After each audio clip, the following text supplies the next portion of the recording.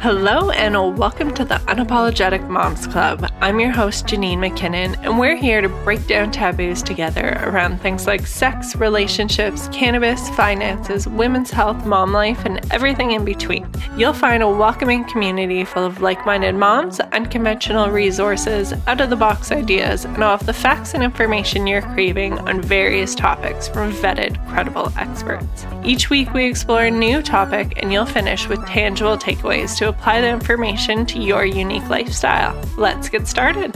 Hello and welcome to another episode inside the Unapologetic Moms Club. Today I am very excited to be welcoming Dominique D'Vita from Yes Tantra to talk all about Tantra and teach us about it. And I'm just so excited. So welcome, Dominique D'Vita. Thank you for being here. Oh, it's my pleasure. I love having these conversations and I'm just loving this community. I've been a mom and a single mom, and now my children are adults. And so I've gone through the spectrum of that. And I just love empowering women with this information. So thanks for, facilitating this conversation and welcoming me here. Yes, thank you. So let's hop right into it. Who are you? What do you do? And why are you so passionate about teaching this to the world? Oh my goodness. So yes, I'm Dominique D'Vita. I'm a registered nurse and certified Tantra coach and sexpert. And, to be an expert, something you have to have 10,000 hours of experience. And I've done a lot of research in the field.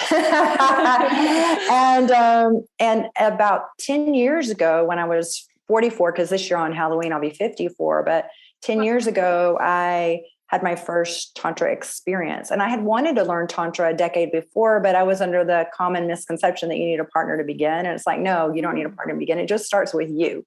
And then you can add a partner or lover in if you choose to, and you'll actually attract better quality partners because you start to have a better relationship with yourself and doing self-love and learning how to be your own best lover.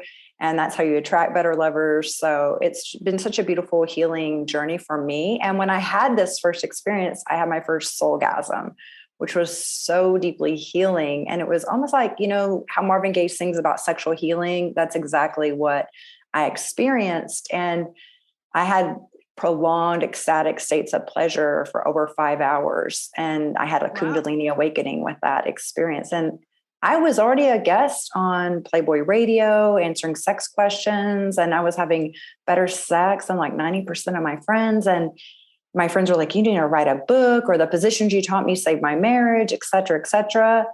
And then with Tantra, when I had this experience, it was so life-changing. I was like, wow, I had no idea that there was so much more pleasure that I could experience. It's like I had merely been scratching the surface, like the tip of the iceberg, and there was so much more. And I was at a loss and I felt sad. I was like, oh my goodness, like so many of my friends and the women that I know are never going to have this experience in their lifetimes. And it just kind of broke my heart. So I became super passionate about teaching women about this, first going on my journey and learning everything I could over the past decade. And then also sharing this with men, because with Tantra for males, you teach them how to separate their orgasm from their ejaculation so they could be multi-orgasmic, have stamina for hours. And if males last longer, then that's better for the females. So all I'm doing is in support to the divine feminine. And so that we can have like better lovers to be with and men that have self-love relationships too. And so that we can be thriving, both inside and outside the bedroom. Okay, I love so much about that. And I feel like I already have so many questions. Let's go. Yes.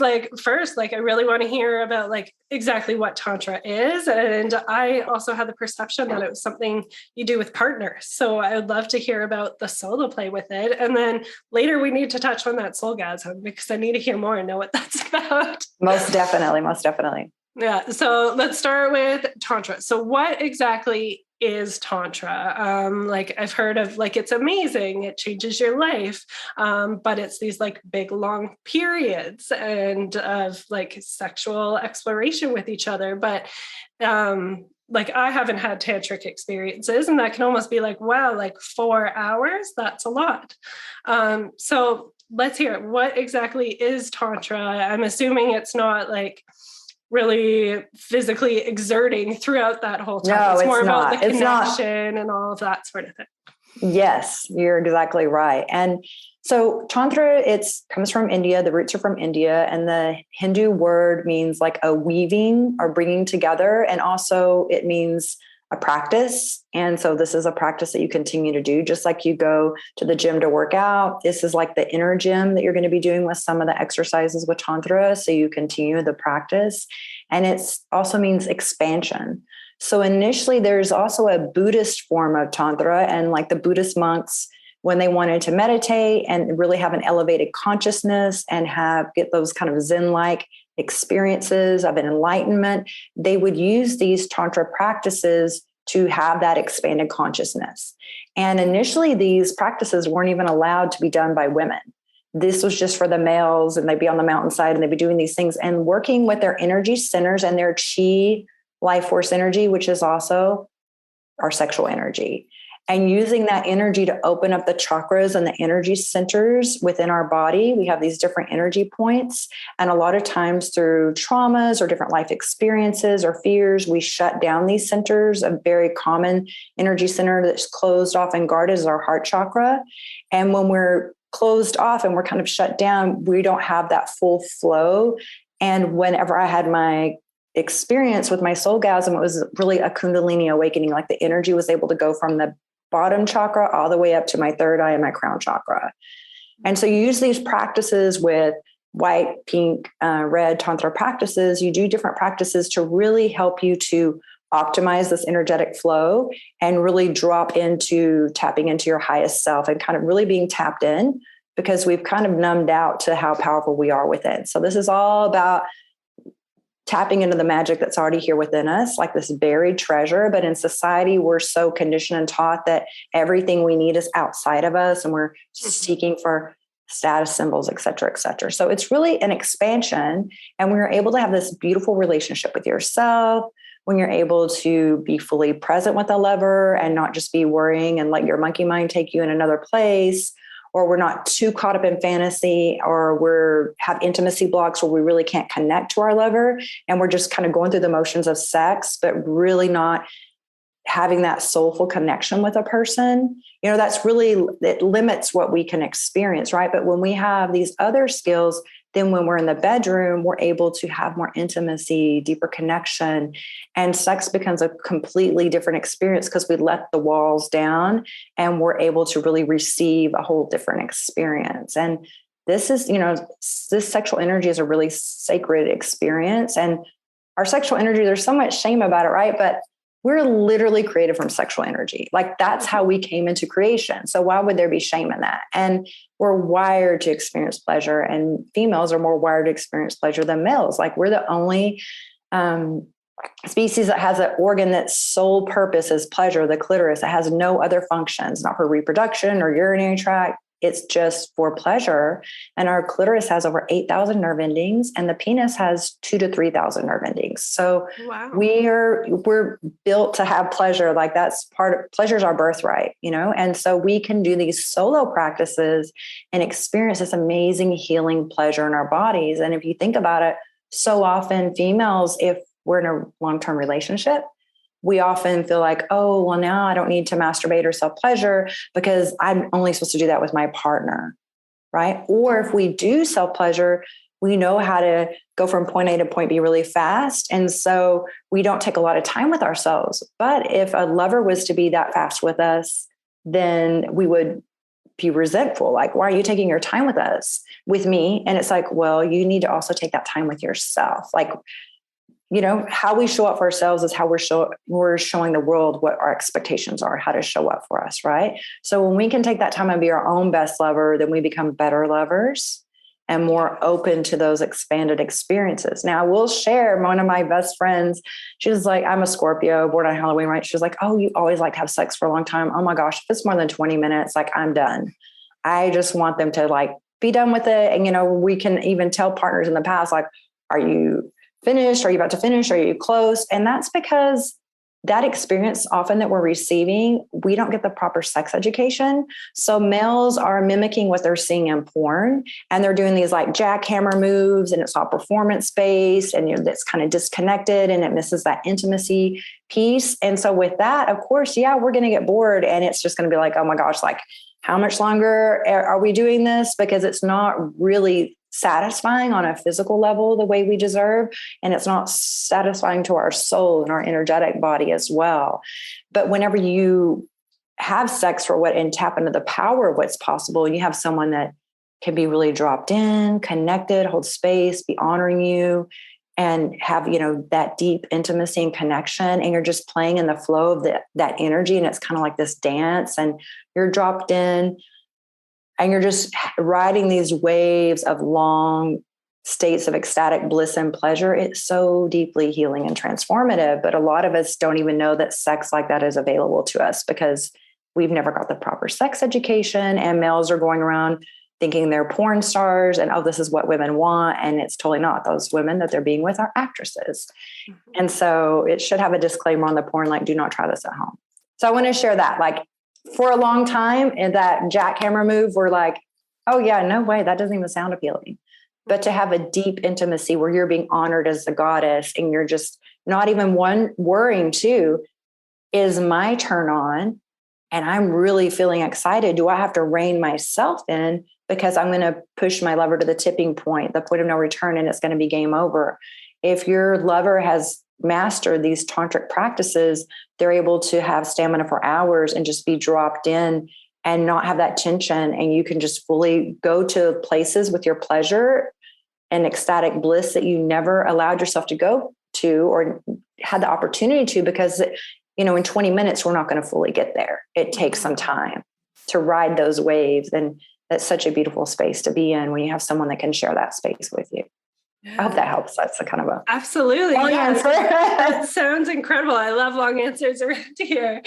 But yeah, it seems like in terms of sexuality that a lot of people have been taught through porn and things like that, it's all about the destination, the orgasm, getting from point A to point B, like you touched on. But Tantra is really about the energy flow and zoning in with each other and that incredible connection that we can have with one another.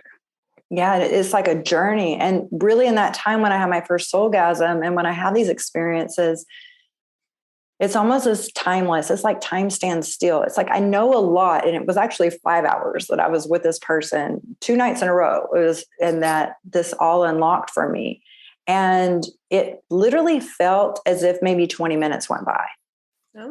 It's like time stood still. I knew intellectually, like I knew a lot had happened, like more had happened in 20 minutes. But, they say time flies when you're having fun. Mm-hmm. All of a sudden you're looking, you're like, wait, it's 5 hours later, but it's just this beautiful dance and you're in that flow of that energy and that bliss.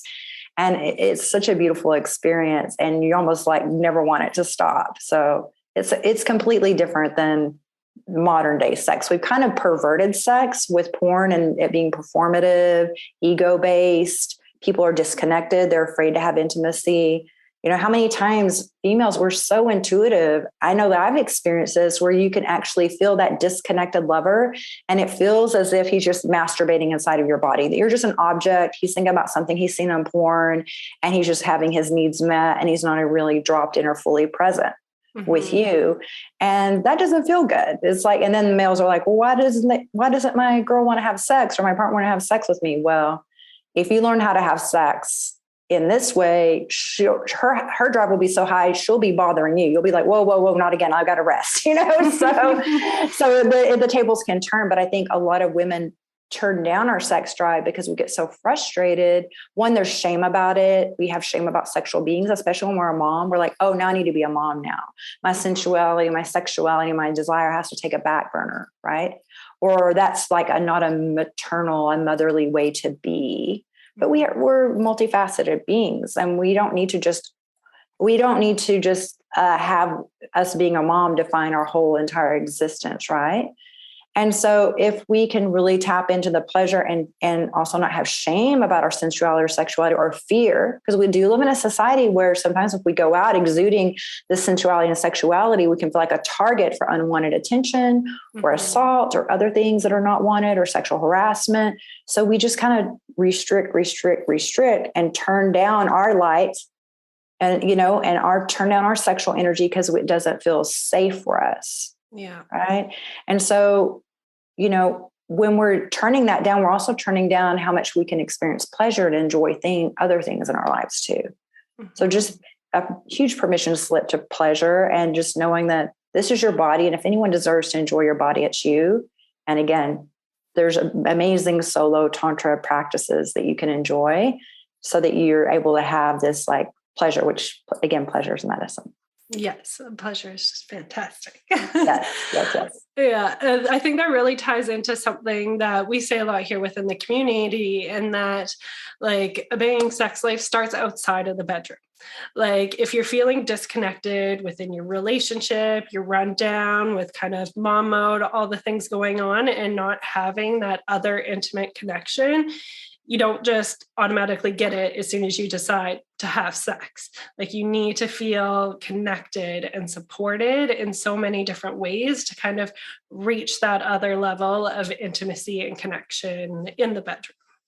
Most definitely. And foreplay really begins immediately after your sex session finishes.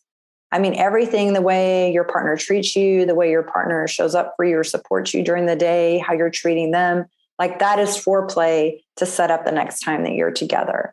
So my male clients, when they're just wondering like, oh, my wife, and they have children, especially like, oh, my wife, I really want to have sex with her, but she's tired. It's just like, okay, well, look at the ways that maybe you can support her with some things to create that time and take some things off of her plate. Because I think men are unaware of how much women do as the mom and how many things we're doing. And so if we're so exhausted and depleted that we can't even meet our own needs and we're just pouring into our children, and then we're feeling, oh my gosh, I'm just so frustrated a bit because I can't even care for myself. And then we have our partner saying, me, I want you to be with me. It's like, hey, I haven't even sourced myself yet. And then it's a resentment. It's like, wait a second, I am stretched way too thin. So I'm just like, have Instacart delivered groceries, have someone come over and help for cleaning, do some things to make their life easier. And so that you can have a partner that's not exhausted. And another thing too, is if you look later in the day, we can be tired. So maybe instead of a date night, have a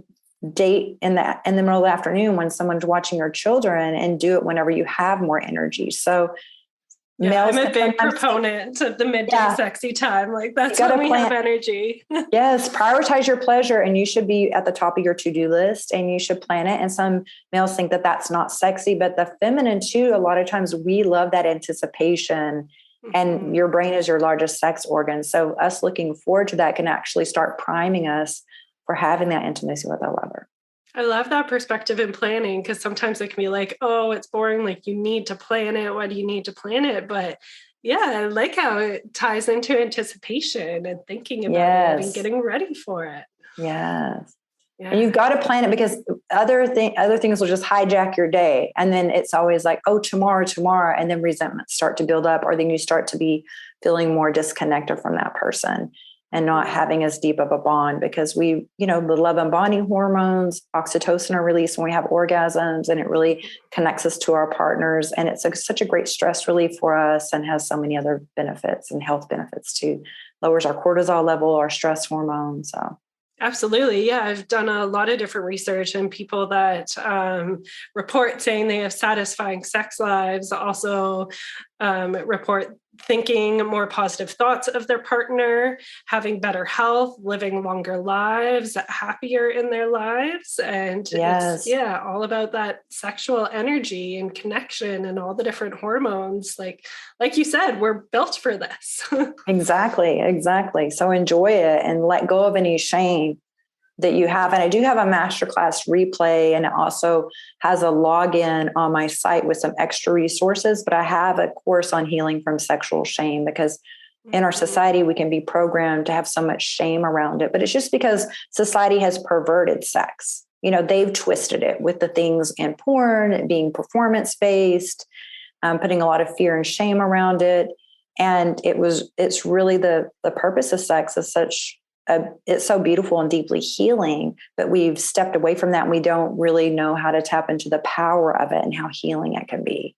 Yes. Yeah. I feel like with society and like as women, it's, oh, all guys want sex, but you're not supposed to have sex. You don't have sex with too many people. Like it's not necessarily something you're going to enjoy. If you own it and you're more of a sexual person, then you're a slut, you're a bad woman and things like that. And so that's how there can be so much shame with wanting sex or wanting pleasure, because we have all of these things coming down on us.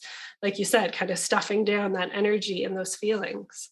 Yeah. And if you think about it, in 100 years ago or even 70 years ago, females anatomically female. And I love that you have your pronouns. I'm like she, her, they, whatever. But, and so this is not about gender because I respect all genders. This is just anatomically speaking. What you're assigned at birth is females, we're wired to experience so much pleasure. And it's so funny when you see how often men will be like, oh, I want to have a threesome and I want to be with two women. It's like, dude, you could barely keep up with me. Yeah. Why are you going to you want two unsatisfied women in here? But it's so much in their ego. If anyone should be having multiple partners, it should be the woman because we have the more stamina for that. Yeah. Males after they orgasm, unless they have this know how to have non-ejaculatory orgasms that I teach males, they just quickly fall asleep and they're done. It's like game over. Mm-hmm. Where females often we're like still feeling we're still energized because orgasms really do energize us. Mm-hmm. I think in the years past, males could see how women had more endurance and stamina in the bedroom. And that was kind of a hit to their ego and brought fear to them. So then they wanted to control women and make women bad or wrong if they wanted to have sex. Because, males are aware, hey, if I was designed and I could have sex the way women can and not get tired and fall asleep, I would be all over the place being with everyone all the time. And then that becomes a fear. And back in the day, the males, if they had farmland and property to divide up, when we have a baby, we know it's ours. Yeah. And then back then there was no DNA testing and other things either, right? Mm-hmm. So there's always the concern of like, am I giving my money or am I supporting something that isn't mine? So then actually that marriage certificate and things like that happen so that it's like the ownership and to secure that this is my woman and she's not going to be with anyone else. And I can be sure that the fruit that she bears, AKA children, is mine and is the rightful heir to what I have. So a lot of it has been control and then making women feel bad about how sexually amazing we are and all this pleasure that we can have, because there's also been an insecurity within them that they're like, gosh, I can't even do that. It's always finishes when I finish. You know what I'm saying? Like I'm the person that dictates how long this party is going to go. You know what I'm saying? And so there's a lot of fear within that. And the old patriarchal ways also have suppressed modern day men as well. So yeah, absolutely. Having compassion for one another and breaking free from those things. But we can experience amazing pleasure for hours and hours on end.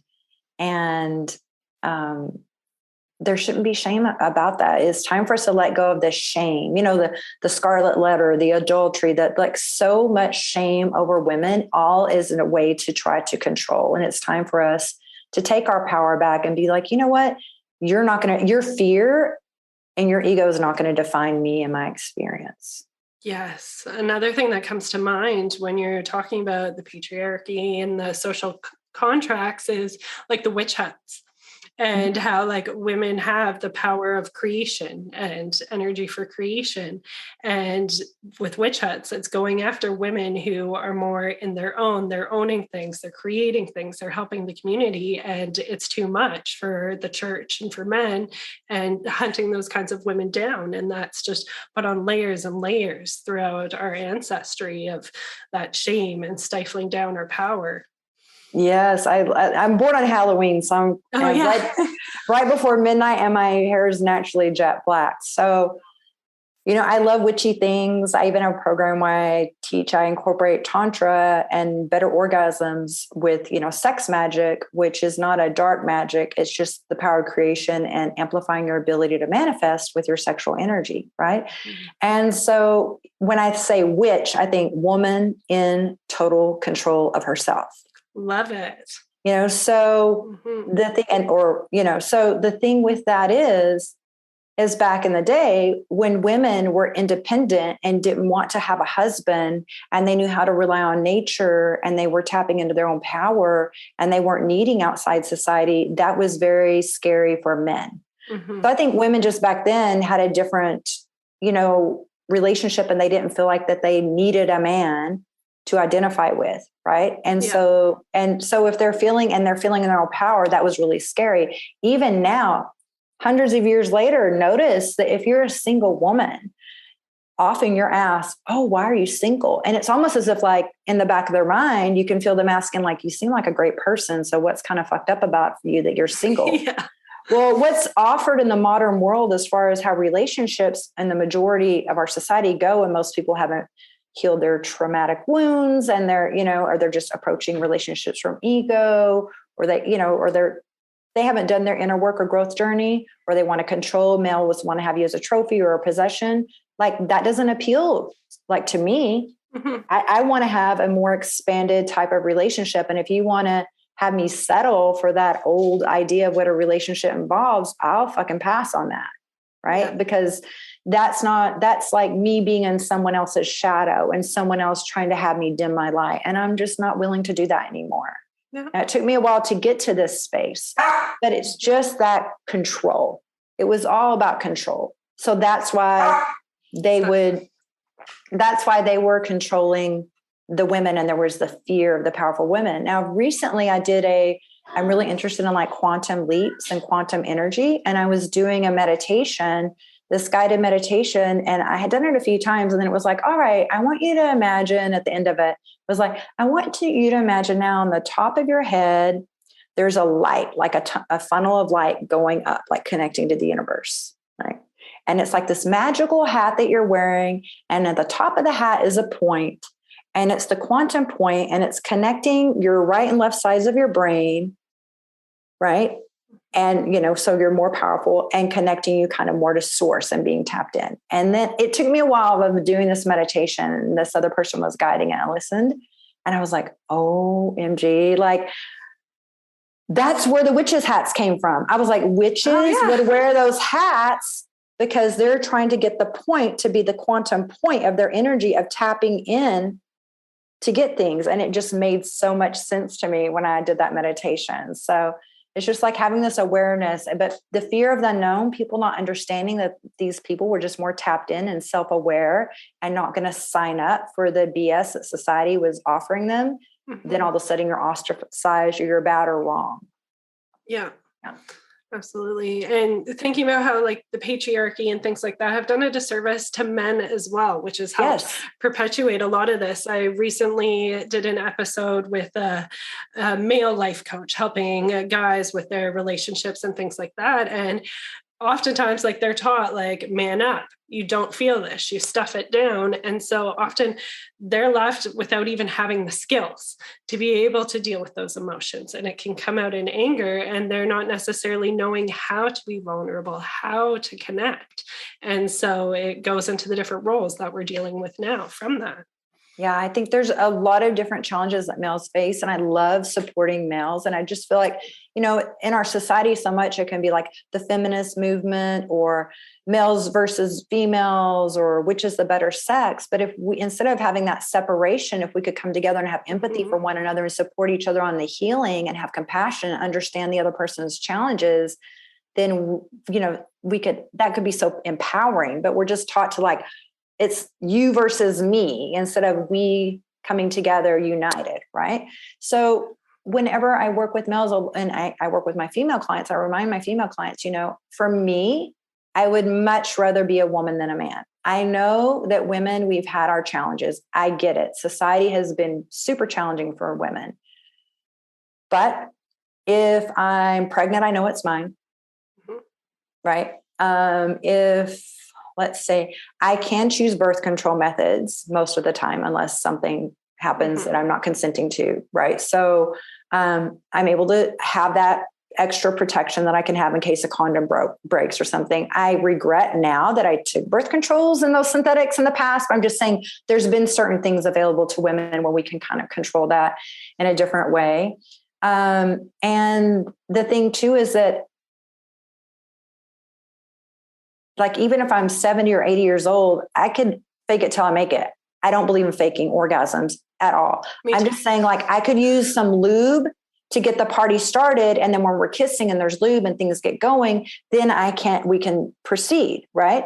But for males, a lot of times, then they have to already be erect to be able to go. And sometimes they have things like performance anxiety, premature ejaculation. If I come early, I'm just winning. Right.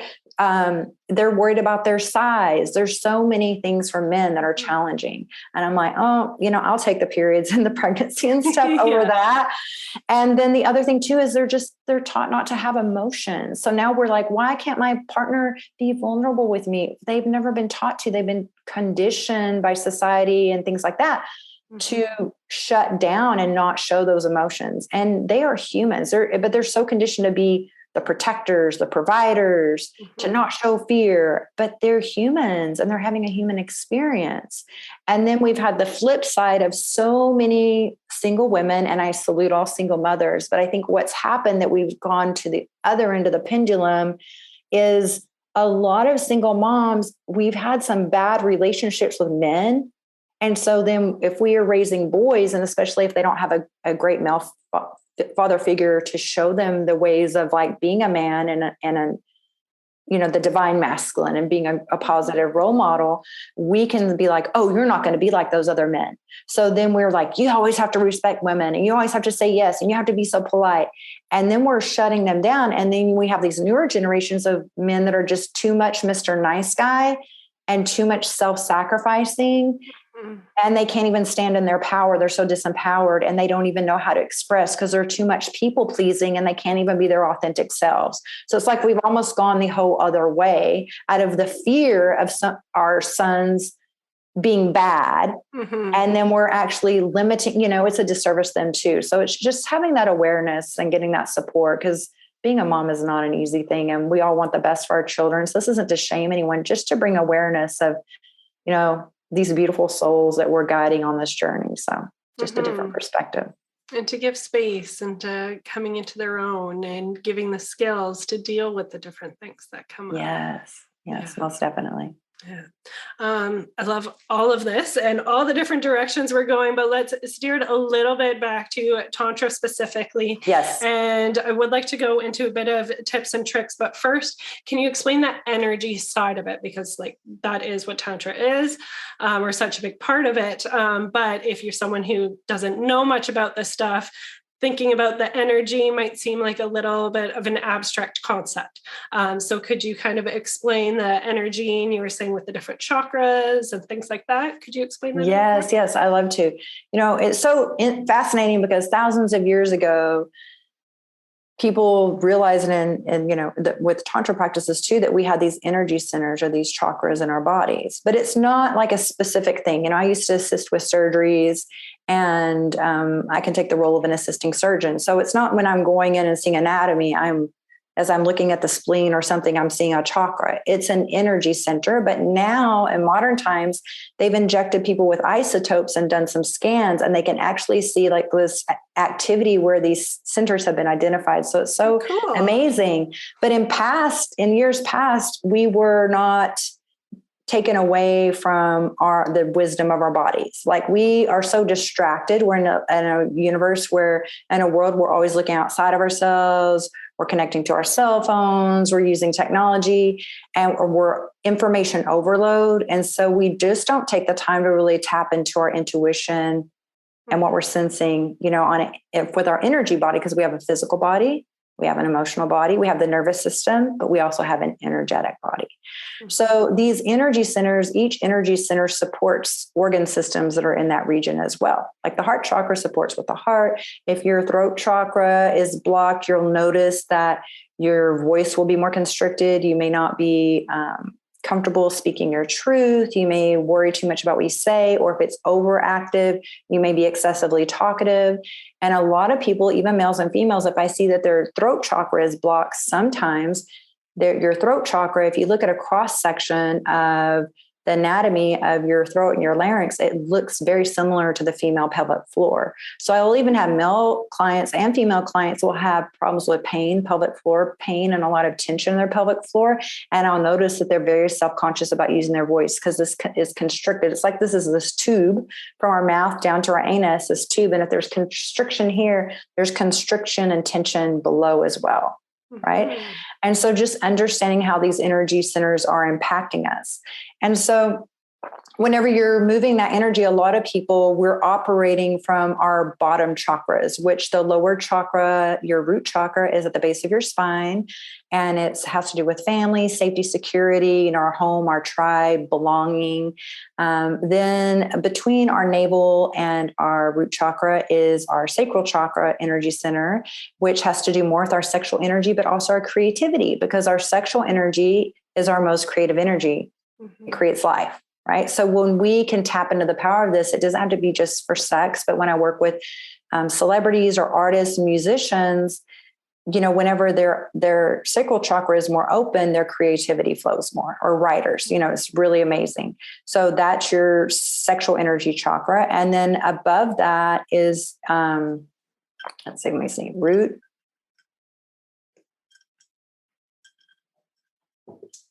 Yeah, I'm totally mentally blanking right go through. Oh, it is your root. It's your solar plexus. It's like a little bit above. And so a lot of times we just operate because above that is your heart chakra. So there's 7 chakras in your body. I have a diagram over here. I blanked. There's 7 chakras in your body, and your heart chakra connects the upper 3 to the lower 3. And your heart chakra is your connecting chakra, and it connects you to the world around you. And in my intro to Tantra course, it's online. I have a whole thing on chakras. We go really deep into this. So often our heart chakra is blocked, either from the mother-father wound or childhood trauma, a heartbreak from a relationship, and we shut down and we're guarded. And especially for the feminine, we can lean into our masculine energy more than the feminine because it feels safer, right? And so we're very guarded, and that can stay blocked. And that was my challenge too. So we're actually operating on those bottom 3 chakras, and the energy can surge up from the bottom one to the second one to the third one. And then there's a blockage there, and then it drops back down. And it's almost like we're on this hamster wheel of it just circling and circling. And before Tantra, I was more like Samantha on Sex and the City. And I would feel this, I was very primal about my sexuality instead of intentional with it. And I would feel like all this lust, and I was just like, it's an itch I got to scratch. And even just having sex with myself, I was just like, I want to be with someone else then, because that was my ego was more involved, and I wanted that validation. And so, I was like more primal, and I was just like, I'm down to fuck. Like, if you want, let's hook up, da, da, da, da, da. And that's what most people in our society are doing. And they'll be aroused, and the energy will go up to the 3rd chakra, and then you have sex or an orgasm, and then it drops back down. Now, whenever you're able to open the heart chakra, then when I started having that experience, the energy was able to flow all the way up into my throat chakra, my 3rd eye chakra, my crown chakra. And that's where I had my 3rd eye chakra open, and I started being more tapped in, my intuition. That's your intuition is here. I became more intuitive. Your crown chakra helps you open and have more discernment and more clarity. So then my energy too isn't all congested in my pelvic region where it's keeping me so turned on. It's like, oh God, it's like a dam that's about to burst. I've got to do something to release this because it's blocked this way. So I'm going to try to have sex to release it the other way. But when it can flow smoothly, then it's like evenly distributed, it's dissipated throughout my body. And then I'm not feeling these overwhelming, uncontrolled urges that are not serving me, that are maybe making me choose fuck boys or fuck girls, or make decisions that I shouldn't be making, and choosing partners I shouldn't be choosing. And then whenever it's fully flowing, then I have more intuition, and I'm just like, okay, just because that looks good for me doesn't mean that it is good for me. And in the past, being a nurse, I was like, okay, if I choose a lover, I'm going to make sure they have STD check testing, and we're going to use condoms, et cetera, et cetera.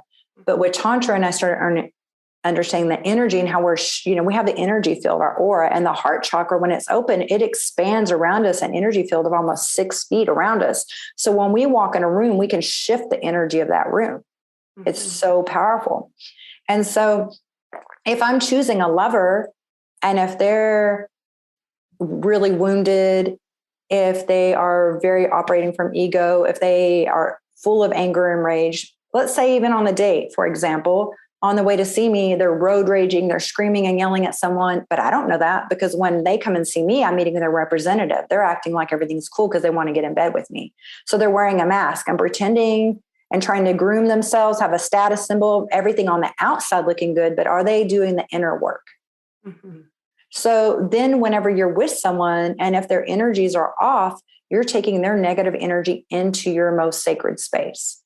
So the next day after a hookup, you can feel like, I don't know why I feel a little sad or a little more agitated today or frustrated. I don't know why I'm feeling this way or insecure. It's probably that you picked up on some energies from that lover you're with.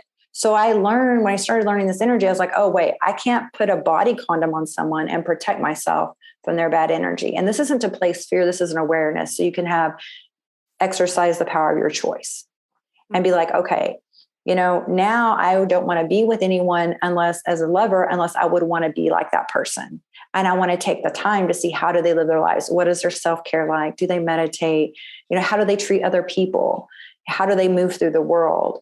And I want to know that before I'm going to be intimate with them and allow them to share that with me. So knowing your sexual energy and knowing how to optimize the energy in your chakras it improves your health, and it improves how you show up in the world, increases your magnetism, your confidence, and your auric field, your energy field. And you can notice someone when they walk in the room and they're very confident, or they just seem to have a really good vibe. You feel really comfortable around them. That's because they've been working on their energy, and they're just showing up in a different way. Mm-hmm. That's so interesting. And it makes sense how you explained it, with kind of like cycling in the hamster wheel in your lower energy chakras, and then kind of like the release and full body of the upper ones. Because I feel like I had a similar experience, like throughout my life, kind of rotating within those lower chakras with just releasing, getting that sexual feeling. And then like with my husband, we've now taken things to a different level. And I feel like it's because we're like more vulnerable with each other, more connected with each other, and hearing everything you're saying, like having that energy really flowing, and we're able to kind of pull back the curtains and open up and have the energy flow. And there has been times where I've like felt light coming out of my head, which I know is weird, but you get it. Yes. And even with what you're explaining, and at the time, like, what was that? And that was amazing. And we need more of this. And hearing you explain all the chakras kind of makes sense to that experience. Yes. And another thing too that I do with my clients is doing an energy cord removal, like a toxic soul tie. So if you have a past lover, you can have these energy cords that are attached to you. And so I'll do something to clear that. So you're reclaiming your energy field and you're letting that go. So it's a really powerful practice. My clients have had amazing results with it. And, they just feel so much freedom and such deep healing, because there was just still something lingering, or that person would keep trying to circle around them, or it was impacting their current relationships, and just clearing that space and reclaiming your energy, because that energy no longer serves you. So that's like a cord removal that I do with my clients. It's so powerful. And with the chakras, I used to think with sex, I used to feel like, oh, okay, I would make a joke. Like I would interview men if I wanted to hook up with them, and we'd have a conversation, and I'd be like, oh, what's your favorite sexual position? This is before Tantra, right? And they would share with me. And then if they would ask me my favorite position, just in a joking way, I would say, oh, I just like missionary position, lights off, no talking, just being sarcastic. Right. And I just felt missionary position was so boring. And we learn a lot. I started looking at my mom's Cosmo magazines when I was 7, and everything's about do this position, that position. And we get so performance focused in sex. And so it's like the gimmicks and the gymnastics of sex. Right. And then I had a lover that he had learned how to have, non-ejaculatory orgasms. And we had been fooling around for about a year. And then he started like becoming more like vegan. And I'm not saying anything that people have to be vegan, but for males that eat a lot of meat, a lot of your energy stays digesting the food in your gut.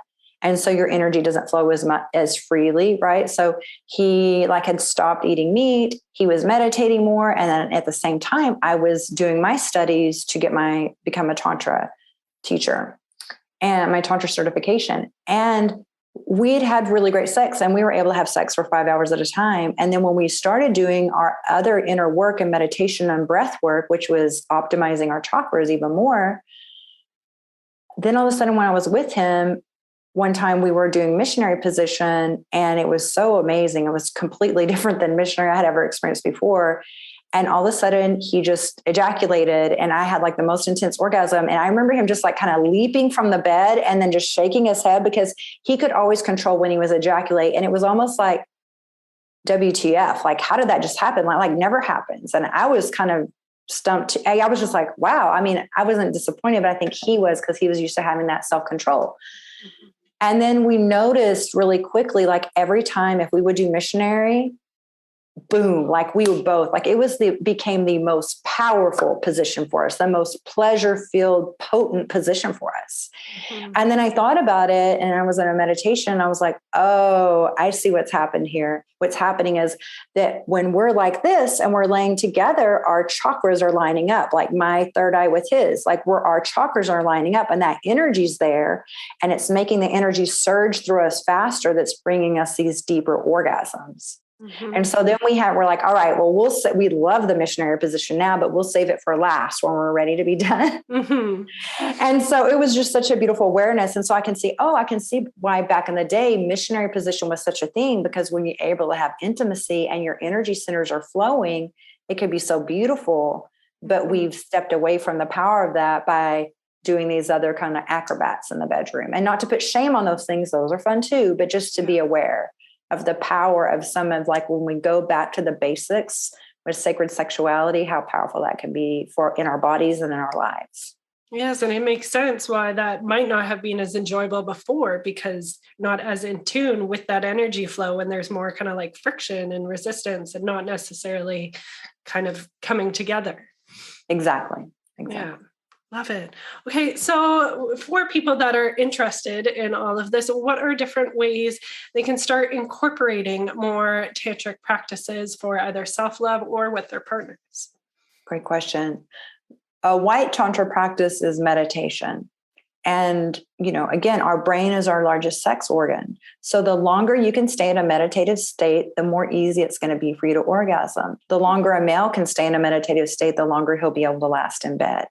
So that's one of the foundational practices, because so often, if you think about it, you're in your monkey mind is they're having you think of what you need for the kids tomorrow, the laundry list of things you didn't get done, the dirty laundry in the corner, or we're self-conscious about what our body looks like, or we're overthinking. And when we're overthinking, we're under feeling.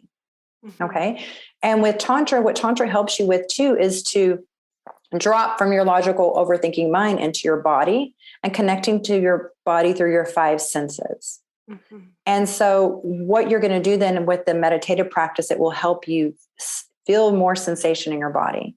Another white tantra practice is breathing and breathwork practices. Now, I don't want to encourage you that you have to do a specific breath work or breath of fire. I teach these things to my clients, but even just knowing to breathe deeply. And you're going to think, the chakra system, inside they say in Hindu, it's the Sushumna Nadi, which is the inner flute, which is the channel where these chakras are lined up.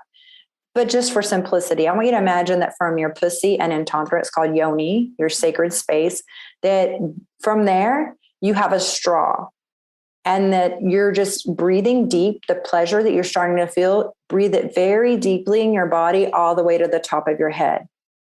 Breathing it up, nice deep breath, exhale like a waterfall, let it drop down. And allow yourself to stay with your pleasure for a long time and edge. Instead of just saying, oh, I know how to get from point A to point B. I'm just going to rub one out real quick. I got a ton of things to do. Schedule time to have an extended pleasure session. And so then stay where maybe on a pleasure scale, a 0 is not turned on at all. 10 is you're having an orgasm. Stay between a 5 to a 7. A little bit of time at a 7, and then going back to a 5, because 7 can quickly go to 8, 9, 10. So you kind of titrate it. It's a pendulum. You're going to be going back and forth with this pleasure and then continue to breathe it through your body. Okay. And so that's going to be so deeply healing, and it's going to change how you experience pleasure. You'll feel more pleasure. The other thing with that is to, use breath even with your partner and yourself. The deep breathing helps you have better orgasms. I want you to imagine that if you have a candle, the flame on the candle, the flicker, if we take the oxygen away, the flicker goes out. Same with the desire, same with our orgasms. I remember in the past, there were times that I was just on the verge of having an intense orgasm. It was just right there. And then all of a sudden it just escaped me. I was like, where did that go? I could feel in my body, this was going to be a big one. Where did it go? But so often, even subconsciously, we're not aware. We start to hold tension in our body. Mm-hmm. Okay. And that's constricting things. It's also constricting the blood flow to our sex organs. And we hold our breath and we're decreasing the amount of oxygenation to our sex organs. So if we breathe deeply, we're actually breathing life into the pleasure. So when you're at a point with a lover, you're on your own and you're starting to feel like you're having an orgasm, just notice yourself, pay attention, and just encourage yourself, remind yourself to take some really deep breaths in that moment. And that's going to be really powerful for you, and it's going to enhance your orgasms. Mm-hmm. So those are just some practices to begin. Yeah, those sound fantastic. Breathing is such a powerful tool. And so maybe that's kind of played a part with the different places my husband and I have taken things, is because I have been so focused on breathing as a technique to grounding and really getting into your body, right? So it makes so beautiful. Works in that space as well. Yes. I love that. Yeah, and Katie from Clit Talk actually taught us straw breathing and how that can work really well for an edging practice. Oh my goodness, when was this? I interviewed her back in the fall, December, and it was funny. Some of our members were talking about, or one person in particular that I'm remembering was in Costco listening to the episode and started doing her straw breathing. She's like, "Oh, I'm all tingly in Costco. This is a fantastic episode." Well, actually, I had my episode on Clit Talk before then. It was recorded. So I had talked to her about the straw breathing and the orgasms too. So I'm loving that. That was continue to be shared. Came full circle, and then I saw you on Clit Talk, and that's why you're here today. Yes, and then the other thing too is invite, when you're playing with your five senses. Even when you're eating, you can eat tantrically as a way of life. Like sometimes, like savor the food, be slow with it, enjoy the texture of it, the sight of it. Like start using your five senses with things, and it can change the way you start living your life. Yes, absolutely. Well, I love that's such a good note to end things on. Do you have any last thoughts or tips or resources you want to share before we sign off? Oh, yes. I would just love to connect with anyone that would like to learn more. I have more information on my website, which is yestantra.com. If you feel like you would want some one-to-one coaching or join my group program, you can request a complimentary 30-minute discovery call with me so we can dive deeper, see maybe what blocks you have or what you're wanting to experience. And during that call, we can just create a plan for you, which of my programs will best support you. And then I also have online courses and replays. I have a female pleasure masterclass going over the 9+ types of female orgasms. I also have types. Yes, there's over 9 types. And then I have, and I share that from the wisdom of being, I have diagrams showing the anatomy of these things because my background is a registered nurse, and then the Tantra aspects of it, and some other sex tips. And this is a great masterclass for both males and females to watch. And I give some oral sex tips too. And I have a male stamina masterclass you could share with a lover. And I have an amazing 12 Days of Self-Love ebook. That's a great way to start. And I have a 6-week course that's Intro to Tantra, Tools for Transformation. You can go at your own pace. And if you're not quite ready to be coached by me, you have these modules that you go through where I teach things that I'm teaching my clients when we start first working together and building that foundation. And then you have lifetime access to this and go at your own pace. So I have some resources there. And then I have videos on YouTube. And so lots of goodies there. And then I think too, I shared some links with you I have an audio where you can get some more tips on how to have better female orgasms. And perhaps you could share the link to that here in the show notes, and then your listeners can have that as a free resource as well. Absolutely. Yeah, we will have all of those linked. So it's really easy access for people to explore all the different things you have to offer. Wow, do you have a lot to offer? Yes. I'm going to have to explore even more and take a look at that, maybe that foundations class. Yeah, it's really powerful. I love it. And I just wanted more people to have the access to this information because this is how I began my healing and I changed my life. And my adult daughter, unfortunately, I didn't discover Tantra until my children were adults, but it made me a better parent. And my older daughter reflected back recently. She was like, I remember you would read a bunch of self-help books trying to go over my trauma that I had with my mom and the mother wound. And she was just like, you would like for a bit while you read the book, there'd be a little bit of a change, but then like it would be back to the same thing and then you'd be grabbing another book. But we think knowledge is power. But if we're just keeping the knowledge and reciting facts in our logical mind and we don't drop it into our body and have tools to start moving and dealing with our emotions and things like that and start being in a different way, we're kind of missing the point. And she was like, it wasn't until you started Tantra that I started to see that change in you. And we've had so much healing because I'm having a better relationship with myself through self-love, and relationships are just a reflection of the reflection you have with yourself. So all of your relationships will thrive, from friendships, romantic partners, relatives, children.